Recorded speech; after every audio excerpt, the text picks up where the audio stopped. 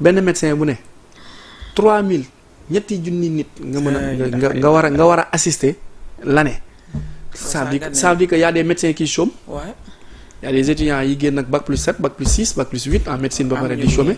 dugg na fonction publique amuñu dara. mais loolu est-ce que du manque d'organisation aussi. xam nga sànq maa ngi la naan la sunu coût masse salariale état du Sénégal. dafa cher dafa bari. 7 milliards. muy 84 milliards année bi ci pays bu nga xamante ne yow li ngay dugal ci ay patente nga ko yaakaar ak ay taxe ki ak taux. ak i beneen maanaam taux sax impôt. xam nga dafa metti c'est triste.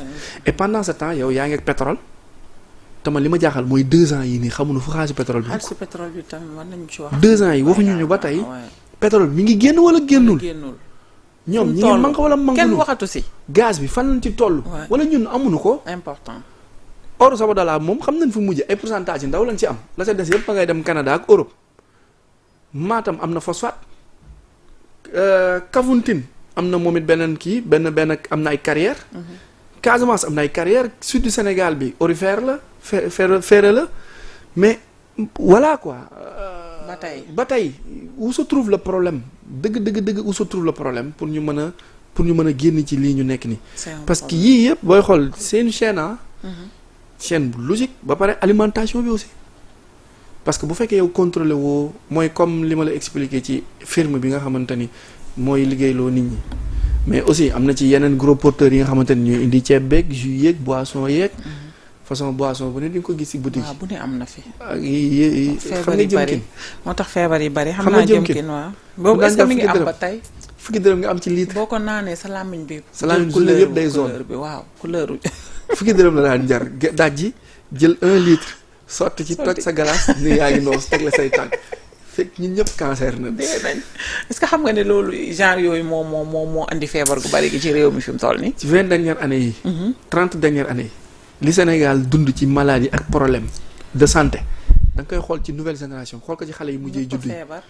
dañoo seen bopp yi aluminium bu bari bi ne ci meew mi. ñëpp a feebar. moo ne seen bopp yi xale yi dëgër nañ bopp. nga xool ba pare day laalaale lekk bi laalaale naan bi.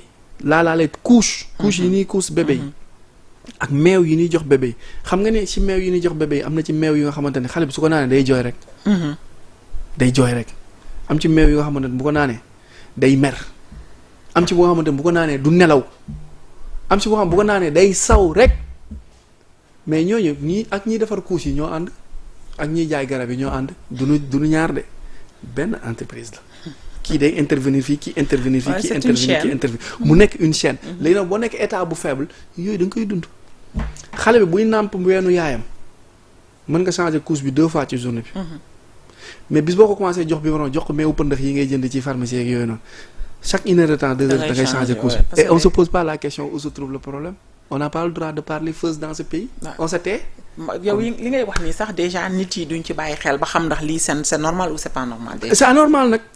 mais duñ ci bàyyi xel. duñ ci bàyyi xel du logique du norme. c'est pas logique waaye. yow boo lekkee ceebu waalo 19h nga xiif. nga lekk ceebu parfumé guddi gi. biir da ngay am indigestion sonn. ngay nooyee rek léegi yow tu te poses pas la question que ni ceeb bi baaxul.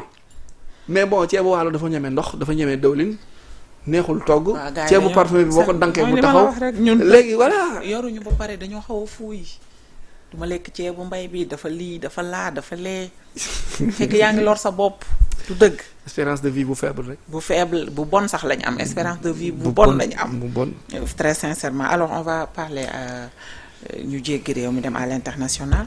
wax ci migration bi am diggante Maroc ak Espagne fële ca Ceuta jamono ji daanaka nekk na situation boo xamante si bii mu ngi sonal ñu bëree bëri mooy ñi ko comprendre migration entre Espagne ak Maroc ca Ceuta mooy ay benn la ci principaux points de passage yi entre Afrique ak Union européenne donc jamono ji territoire espagnol la Ceuta situé wu ci côte nord du Maroc.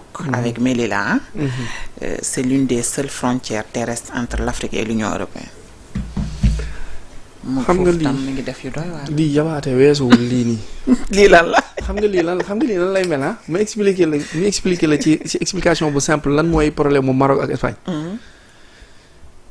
mi ngi mel ni exemple France ni moom France ni moom Wakaam. wala France ñëw waaw nga ñëw ba partie plateau. wala Mamel foofu nekk France di si des nekk Sénégal. mais loolu doy na waar nag de. depuis que temps colonial bi la. mu nekkoon benn partie bu nga xamante ni espagnol yi ñoo ko récupéré dem def fa zone d'habitat. bi Maroc di génne ay frontières am génne waalewu ko mais ci benn partie terre la du da ngay dugg ci géej dem ci kii bu la neexee jaar ci géej gi bu la neexee jaar ci par voie terrestre.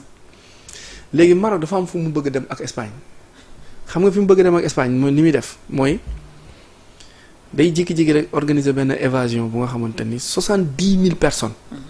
en 2-3 jours ñu ñëw remplir dëkk ba mu fees dell léegi day créer benn insécurité ci espagnol yi nga xamante ni ñi ngi en terre marocaine. te qu'est-ce que ça va créer au sommet de l'État mooy wóorutul qu'on garde notre population ci teeru jàmbur. Maintenant Maroc est en train de pousser l'Espagne à ce que mu cède cette partie de terre pour que ñoom ñu delluwaat dans l'Espagne continentale ñu bàyyi cette partie là. Maintenant géopolitiquement Union européenne da ciy insérer wu da ciy dugg. mooy dafay gis ni si on resserre pas les frontières. problème migration bi dina leen sonal te ñoom ils n'ont plus les capacités et les moyens de continuer à absorber cette population là. te comme ñoom dañuy dund en autre partie ci migration mais ban migration mooy migration organisée mais bii c'est désorganisé. option wu Maroc c'est pas que population danoo ñàkk lu lekk wala danoo ñàkk xëy. certes am na fa mais aussi li mu soxla mooy cette partie des terres yi nga xamante ni espagnol yi ñoo ko occupé. del xool les jours à venir dinañ dem ci ay négociations yi nga xamante ni peut-être dinañ céder cette partie. mooy CETA. léegi nag ñoom dañ ciy profité waale dugg ci Trump intervenir ne Espagne taxaw Algérie taxaw Israël taxaw Union européenne ak France taxaw parce que c'est des intérêts yooyu noonu c'est entre le Maroc ak beneen partie bu tudd Sahara occidental. bu nga xamante ni ça regroupe en quelque sorte presque tous les pays du monde parce que non seulement c'est une zone très riche trop riche ba pare kenn ku ne bëggoo ko céder wala bëggoo ko bàyyi ak sa morom. mais mbaa du indi xeex ci diggante ñaari réew yi. non duñ dem ci front. duñu xeex mais dinañ dem ci ay négociations yoo xamante ne da ngay céder lii ma bàyyi lii. nga jël fii ma bàyyi la ak lii. mais en une explication résumée Ceuta se trouve au Maroc. C'est des terres anciennement occupées par des Marocains. C'est par le biais de la colonisation ak de la domination ibérique la Espagne amee sañ-sañ. am occupation bokkul ci Espagne ci Maroc la bokk. ci Maroc la bokk. mais Espagne ko moom. ok je comprends mooy comme li nga expliqué tout au début. voilà léegi nag après fan lañ jëm mooy ngay xool ndax day céder. parce que population espagnole bi dëkkee foofu ñu ngi commencé di migrer. di jéem a xool ni ñuy delloo ñibbi. maintenant bu ñu demee Maroc daal di pousse. extendre partie boobu noonu récupérer ko. d'accord alors te xeex du am. en tout cas luñ ci mënti def nañ ko def rek ci jàmm ak salaam. mu bañ a am benn front. loolu moom mooy li nga xamante ne mooy doon ci intérêt ñaari réew yëpp alors ñu wax ci président Doumbouya ak ay vacances am yi mu dem gis nañu image yi tey gis nañu interprétation yu bari yi nga xam ne nit ñi def nañ ko également. bon il est souffrant. Ouais. il est malade. Il y a certains même qui disent que ses jours sont comptés mais loolu ça